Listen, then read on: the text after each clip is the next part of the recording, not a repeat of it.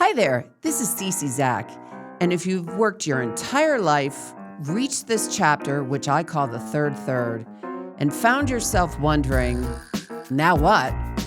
Well, you are not alone. Because retirement isn't just about what you're leaving, it's about figuring out who you are now and what you want next. This is the Meaningful MEtirement podcast, where we turn uncertainty into clarity and help you create a life filled with joy, fulfillment, and freedom. So let's get into it. Today, I am joined by a dear friend and my life coach forever, Wright. And he is the founder of Wright Consultancy, a trusted advisor and mentor who has spent over 4 decades helping individuals reinvent their lives with clarity, simplicity, and purpose. And that even isn't the only job he's had, but we're not going to get into that today. But having done the deep inner work himself and continually evolving into who he truly wants to be, Rick is not only an extraordinary guide in transformation, but also someone I am personally grateful to call a mentor and a friend, making him a powerful and authentic voice for what is really meaningful to live in this next chapter of life by consciously creating it. So, Rick, thank you so much for taking the time and joining us today. Thank you, Cece. Thank you for the lovely introduction. It's good to be with you. Yeah, it's great to be with you too. I can't believe that we're on a podcast to get together, but it's nice to see your face. Yes. So let's just jump right into it. What is your perception of the term that I have recently been coining called MEtirement? I really love it because the one thing for sure I'm taking into this third, or we're all taking, is myself. Oh my gosh, what a huge epiphany. Yeah. Ain't that the truth? There's, and some of us may be taking other people or whatever, but one thing and the only thing I'm taking for sure is me. Wow. Thank you. So, if this is a watershed moment, which I think it is for me and many other people, asking myself,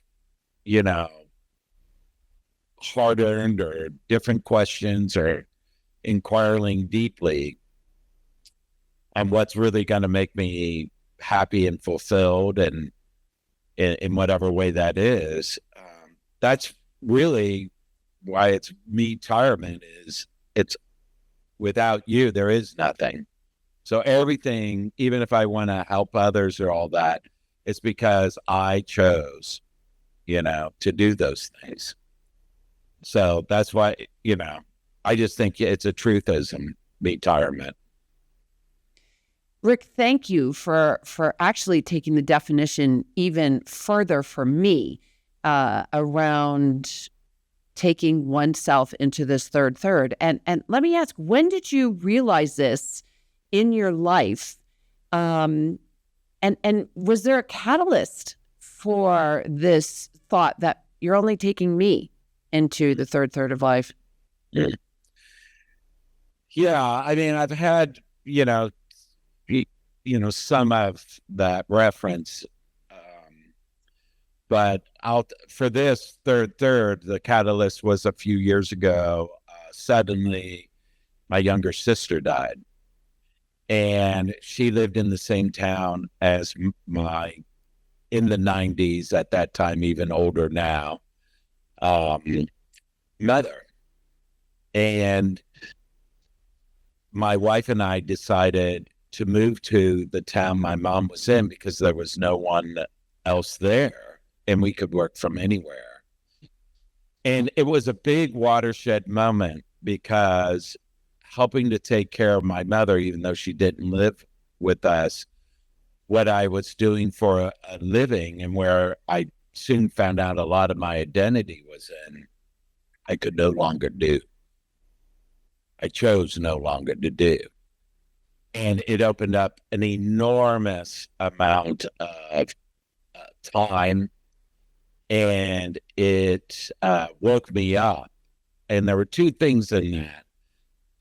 Kind of life as I knew it changed. But since my mom was in her 90s, I got to really see what was coming toward me in the next 30 years plus. And it made me look at, well, what do I really want to do for my third myself? What matters? And that's when it came to me. Like, even though my wife's with me and everything, I had to fundamentally change me and reinvent me consciously, hopefully, to the best of my ability. And that's really how it came. And now I feel like I'm just getting my feet under me from that inquiry, almost 4 years later. Wow.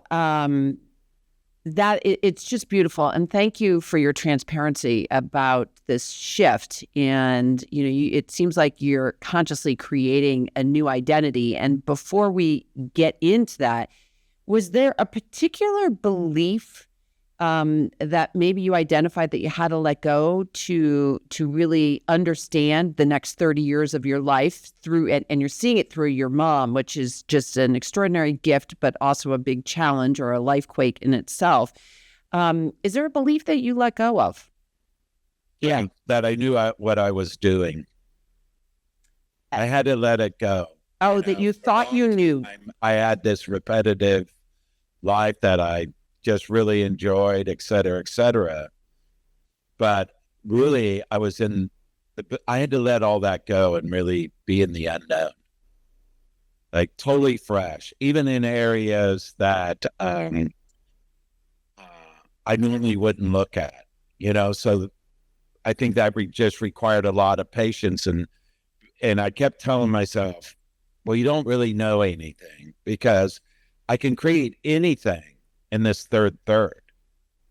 And I really started seeing, because they work for me mostly, I kind of had a lane I was in, but I started looking outside of that lane, like, well, maybe it could be better in a whole different way. So having an open-mindedness and questioning things I probably hadn't questioned in 30 years really started making a difference. And, one of the biggest, was my identity, how I identified myself. And really being in the unknown about identity. Like, what if I walked around and I didn't label myself? I just am. How would that look? And when I introduce myself to people, would I not say the normal things I used to say? Or not say anything? And just be there now. And it started radically changing me and giving me a new pair of glasses, really, to look at life. Rick, if I look at myself and I stopped doing the things that I was doing, I probably would have learned much faster. And what you did about just reshaping how you are and who you answer is extraordinary. What is the epiphany that you learned about yourself during this journey? Because it scares the what out of me to erase my professional career. I mean, that's all I knew for 53 years of my life. And that was where I drove a lot of my own identity and success and ego, for that matter. But what is it that you learned when you let that go and you just were? Yeah, it was actually very freeing, which surprised me, because I wasn't necessarily unhappy, but there was this freshness that emerged in my life. And I, like you, consider myself having a very successful career, and I have been identified with that career by others and myself. And most people in my life were in my life because of that career, because I put so much time into it. And then that changed. And I just really saw like I could reinvent myself any way I want and relook at really what do I think would make me happy. So I came up with a little thing that I tried to live into, which was like, why don't I create a life I don't need a vacation from? Oh my goodness. Why Yeah. don't I create a life that I don't need a vacation from? Oh, wow. Oh, that would take. Sign me up for that. I want that. Sign me up for that. Yeah. Why don't I, because being busy, one of the things I always loved was to travel and go on vacation, do things, right? And I said, well, if I'm not going to go be so busy with work, why don't I create a life I don't need a vacation from? And then really be open-minded in the unknown, like beyond how I normally would think. And so that's really what I started looking at. And then, I just did some classic things, that I've done before, which is, well, what drains me in my life? And I started eliminating those things that drain me. And one of them was my identity. My identity about what I did for a living was the big aha. It was very draining, and I was probably, I had inklings before this, this tragedy or what happened to my sister. I had inklings like it was over, but I was so attached, over emotionally. I had stopped liking some of what I did, but it was a big time portion of what I did, and I just really knew that I would have to let it go, and I was tired of the identity of it. It's interesting. You reference a watershed moment as something I call a life quake. And so your watershed moment created all sorts of emotion for you. But I think the thing that I just learned is that it opened up something in you that I don't even think that you knew existed in you. Is that correct? Am I saying that this life quake kind of, put you back on your heels a little bit and just say, okay, it's time for me to really evaluate what is most important in my life?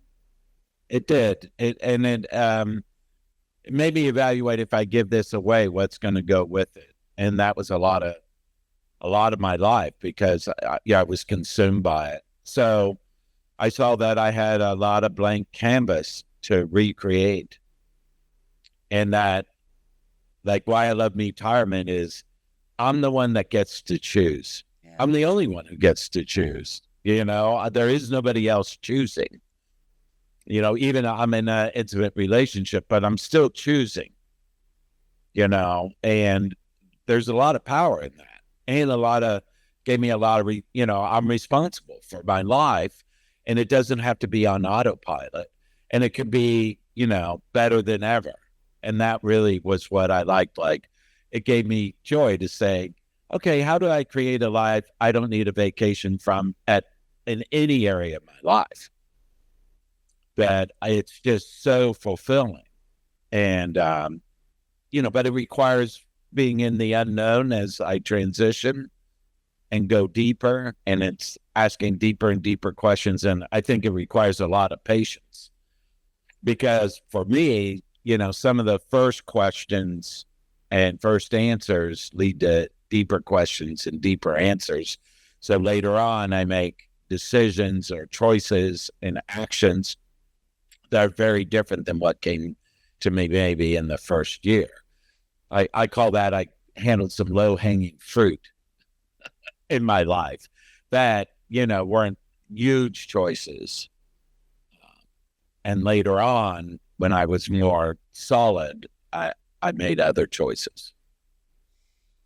Rick, is there a truth that you didn't expect that has come out of this, or that you've uncovered, that is part of your new identity, but that you've really had to shed from your old identity? Yeah, that I'm just fine who I am. It's not attached to what I do or accomplishment. and the adrenaline of that actually I'm happier. The truth is, I'm happier being present and seeing the beauty of life right in front of me every moment. And I was very surprised about how much I thought, because, I had to think a lot for what I did for a living. And so I was very surprised about that. It's that I was living more from the to-do list, and it had changed me through the years that I was not as vulnerable, and I was missing out on the beauty of life and the fulfillment of that, of just seeing literally what was in front of me and who I just was for taking a breath and being here moment by moment. That it's really kind of a miracle, all us being here as human beings. It's the miracle of my life and the gifts I've been given to appreciate it and to observe my life, even awareness, right? My awareness. And, what opened up was a deep desire to live from my heart and vulnerability more from my brain, and to have that allow me to connect to people, places, and things around me in a much more intimate, loving way than I was. And that surprised me because, I always kind of saw myself as pretty connected, but it keeps getting better, and it's still getting better. So that's pretty cool.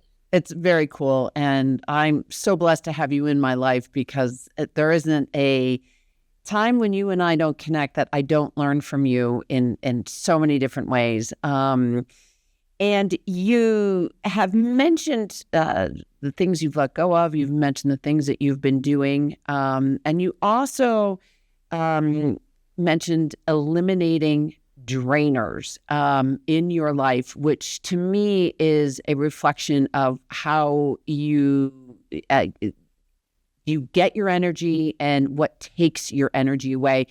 Can you just talk a little bit on some of the things that you've learned about your energy and where you tap in to replenish the battery? Sure. Well, I'll tell you, I'll give you another, since we're doing surprises. And a thing I used to pride myself on for decades was like stamina. Like I would sleep maybe 4 hours a night, and, I would go all day and night. And one of the first things I did was sleep in. Yeah. That I had no idea how tired I really was. This physical, taking my, just resting. And I had no idea how depleted I was. And that one of the first things early on in this exploration in the last few years was, you need to rest. Yeah. And renew and really get more in touch with my energy, not adrenaline, which is a very powerful energy that I think for me let me not see subtler wave patterns, we'll call it, in myself. So that was big, because my identity was really, it's kind of funny now. It's kind of like, and maybe this will help people listening, the funny things I attach my ego to, like I don't sleep much. I mean, that's kind of, it's true though. It's true. Women and men, they really pride themselves on it. That's a weird thing. I look back and go, that's kind of a weird thing to attach myself to. And that was the other thing, like, using my humor to be able to touch maybe things I might contract from. I would kind of be able to get a little distance so I could work with something I might be a little more attached about by using a little humor. And I started using that humor, like, oh, look at all these little interesting things I've attached my identity and ego to randomly. Other people attach them to other things. And that was really another thing, like I randomly attached everything to this point. I can unhook from anything I want, especially, this category of drains. I also did people, I started, When you which I've say always been pretty did good people, about, but I started eliminating people in my life that just wanted things and just were in my life because of my profession and I started looking for people that I liked, and I started making more, and I had to rebuild that, like I think many of us done, and that's been a big thing, like rebuilding community. And even where I live was designed out of building community. So places are very important to me, and I would say, before this watershed moment, I was living in places because of work that were not inspiring to me. And then where I had to be with my mom was not inspiring. And I really, got committed, like I must live in a place that's totally inspiring me. And then where I live in that place also has to give me what I want, which was really community. That I would meet new friends that didn't know anything about me, and I could create them fresh. And this would be could be friends for 30 years. And I think that's, it's all possible. I can start fresh. And I have 30 plus years. And then the other piece that I felt that drained me was time. I needed more time in my day. I was always very one thing to the next. And I had to start getting my day to breathe so I could slow down and start savoring my life. And that's a word I use a lot. Am I savoring this moment? Am I savoring my life? So I started even changing my language that made me look at it different. I didn't want to finish a task. I want to savor the moment and savor this person or this activity I'm doing. And so it's adding activities or trying new activities. So, and I've tried activities and I've kept them, and I've tried new activities, and I let them go. But I don't live with a what if. And I have a list of activities that I still want to try. And I have kind of a timeline. So I just finished one that I said, now that I've done it for a half a year, I give things quite a long time. I did something every day for a half a year to see if I would like it. And I said, nah, it's really not that good. Now I'm going to start another one. And it was learning a certain language that I thought my whole life I wanted to learn. And once I really started it, I didn't like it. And now this next one is playing the guitar. Oh, you go, Rick. And I don't know if I will like playing the guitar, but it was a thing undone in my life. Yep. And I'll do the same thing. I'll practice every day, take lessons for 6 months. And after 6 months, I'll see, do I want to continue or not? And I have one other kind of thing like that. And that's creative that I'd like to try also, but when I get a little more room. So I think those are the things we look at, right? What are the new things we can do? And then I've had things I've always loved to do that I put more time into it. It's interesting, as you articulate the things that are providing you with energy or taking away, they really evolve to the research that I uncovered. So you're validating the research that I've done around the zones of influence and the 5 Ps, and that we need to spend a balanced approach against these 5 Ps, whether it's our place, which you mentioned is community, our physical well-being, which you talked about around sleep, our psychological well-being, which is reframing vocabulary in a love-based state versus a negative or fear-based state.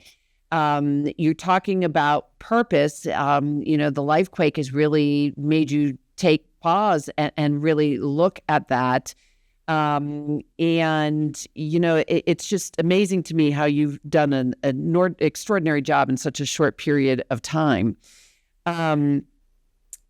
So that being said, and thank you for validating the research I did here in the Vail Valley.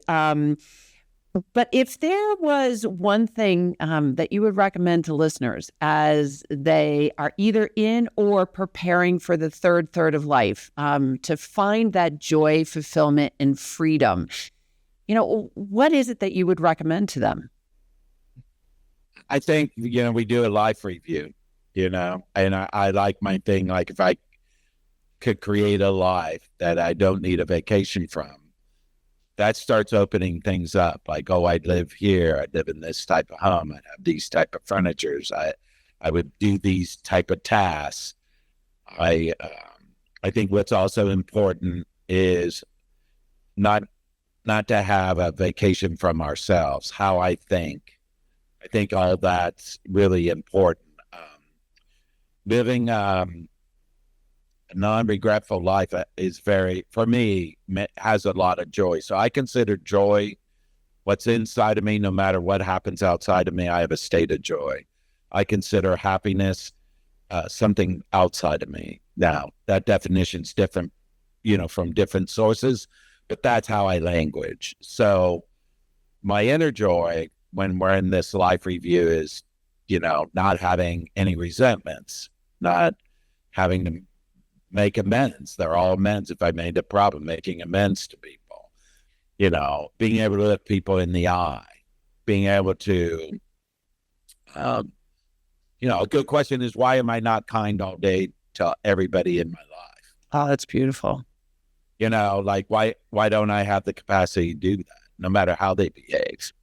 I mean, I like that because then I'm in kindness, and I practice little things, opening doors, looking people in the eye, saying hello. I pick up trash at the gas station that everybody throws on the ground. While my car's filling up, I'll pick it up and put it in there. Just little things. They make me feel better. And Rick, that's what other people can do. When you say it makes you feel better, is there an emotion that you can attach to that? Yeah, to me, I say it's joy. It's like I'm a positive influence, and I don't feel a drain inside of me. I'm not avoiding myself. Yeah, it's giving you more energy. Yeah, it gives me more energy. I think if I have behavior I'm not proud of or I'm ashamed of, it's hard to love myself. Yeah, that's so true. And a lot of us have that in certain ways. And for good reasons. A good example for me was saying no. I didn't want to hurt people's feelings, so I'd say yes, but it was very draining for me. Yeah. I had to learn to say no to things and say yes to other things that maybe I was scared to be a beginner.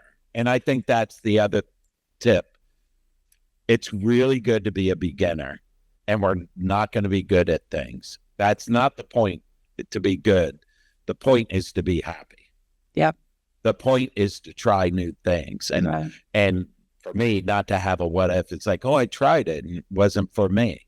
And I validated a lot of things I don't like. I have validated I still don't like them. Yeah, that's awesome. Which I like. And you can learn. Yep. But I don't want to, I just don't want to regret. I mean, I think, I see a lot of people regret their life, and I also like reframing my life. Everything that's happened in my life brings me to this moment. I can't necessarily change that. I might be able to make amends and do things maybe I need to do. But what I do have is the choice today. So instead of, focusing on that, if I don't want, a good question is, 5 years from now, what would I regret if I didn't do it? Right. 1 year from now. And nothing says we have the 30 years, right? I see it as 30 because I'm in my 60s. I think maybe I'll live to my 90s, but I probably won't. So there's this balance between, that's why I like your balance between the 5 Ps. There's also this balance of time, like preparing, like some of it's financial to live forever, right? But living in the now, like how do I balance that? And how do I allocate my resources, all of my resources, my love, my time, my patience. How do I allocate that? And I'm at choice of that. So a nightly review is also really great. A nightly review. Yeah. Yeah. I love doing a nightly review. I do too. Because it, through the day, it helps me if I did a misstep, but I usually kind of review through the day from that. But, did I do what I enjoyed today? Yeah. And how can I simplify my life? Which I think a lot of us do, but, the less responsibilities I have and the more free time, the better. Yep. So shedding all that. And I've never been, people who know me, never been a big person about things. Do I own my things or do my things own me is a good question. Especially at this age. I've been lucky to, really at an early age, be around people that you could really see their identities and their things own them. They didn't own those things or even their identity, and they were miserable. Yeah. And I don't want to be miserable. But having fun is really cool, right? Yep. I know you live where you love, you do what's really fun. Let's have some fun. That's lighten right. up. Lighten the load and lighten up, and we can do it. I could go all. You could go all day. And matter of fact, I would probably need a note taker to tell me all of the wonderful things that you just recommended. So I will make sure that they're in the show notes so that everyone can respond to them. But, in closing, what I have observed is that you've done a beautiful job of creating a 3 phased approach, which is actually what I learned when I became a transition coach.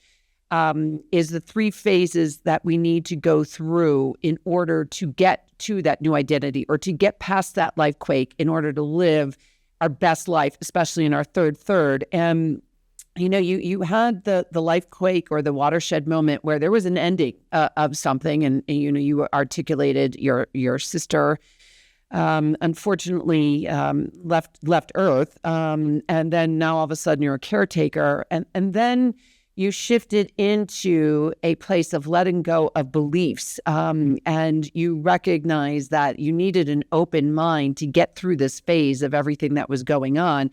And in the world of transitions, that's what we call the messy middle. And you've learned a ton because of your openness. And what you also brought, which I just love the word, is one of the outcomes you're finding is that this openness is allowing you to see possibilities so much more voluminous and with greater, greater clarity, which is bringing a freshness into your life. And I love that word, freshness. And then the last piece of this, and I know you too well, and you and I have been talking about this, is that you are consciously creating your new beginning. Yes. And I just want to kind of end the podcast if you would just, briefly let us know if you'd like to share what this new beginning is for Rick. Yeah, sure. Well, I've always been a helper. I love people. And that was one of the things I had, do I work in another way? What do I do? I really had to redefine.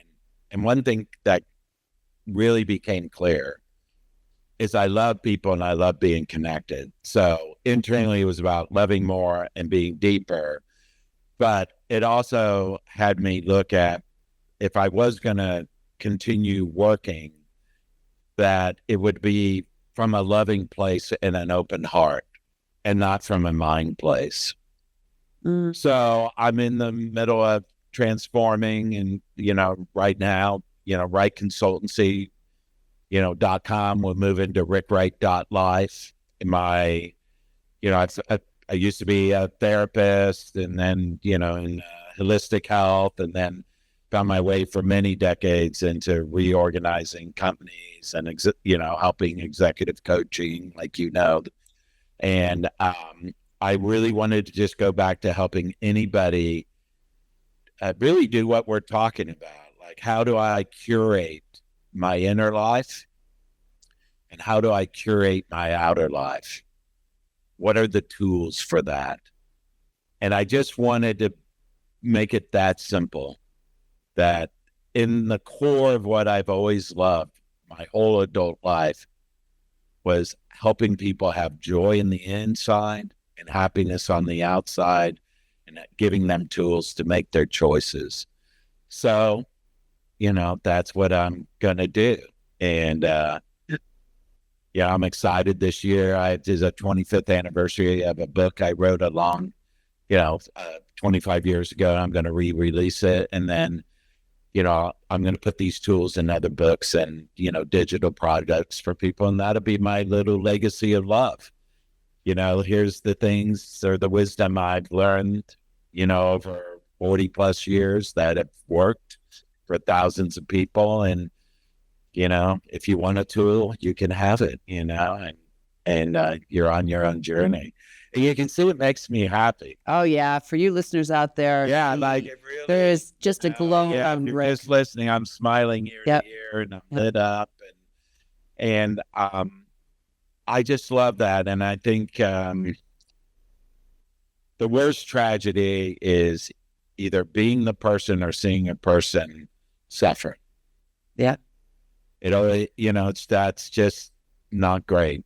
And we all have our moments, but to consistently suffer because of how we think or our lack of what we think are our lack of choices, it's just not true.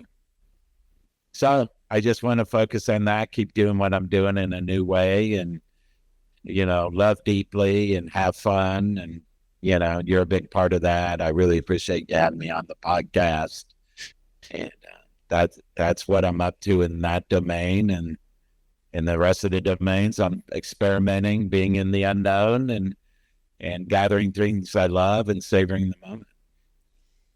Well, Rick, I'm here today living a joyous, fulfilled, and very free life because of you. For you listeners, I worked for many years with Rick, and he really helped me understand what was most important and how to get there. And I'm thrilled that you're going back to that space, because I just have nothing but just sheer love and gratitude for what you do for others and what you did for me. So look forward to continuing the discussion. And, before we go, I just want to say this. For you listeners, transitions like this are really hard, and we get knocked from one side to another, upside, downside, right side, knocked out at the knees, whatever it is. But, through talking with Rick today, it really is amazing, because when you let go of who you were to figure out who you are now, it's a really big shift, and it's a lot of work, but it's really worth it. And if you're feeling uncertain or a little lost, we are here to tell you you are not alone. But it's where something new begins, exactly what Rick was saying. Because when you understand who you really are, you create a life of joy, fulfillment, and freedom.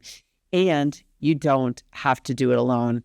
So until next time, podcasters, keep creating a life that feels meaningful to you. And just a huge and wonderful thanks to my dear friend and mentor, Rick Wright. Mwah.